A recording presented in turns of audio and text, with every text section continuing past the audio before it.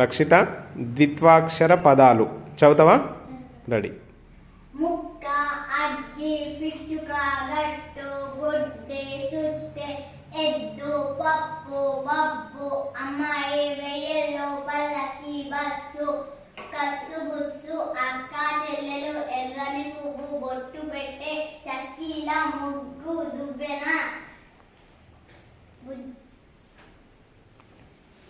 బుజ్జాయి, చెట్టు, గడ్డెర, ముద్ద, కన్ను, నొప్పి, చెట్టు కొమ్మ, వెన్నెల, బొబ్బలు, జమ్మి, వెర్రి, లెస్, ఉల్లి, లెస్, సా, లెస్స, చక్కని చుక్క, కన్న బిడ్డ, బుజ్జి మేక, బొక్కెన, ముచ్చట, గజ్జలు, పత్తి, అద్దం, జున్ను, సబ్బు, గొర్రె.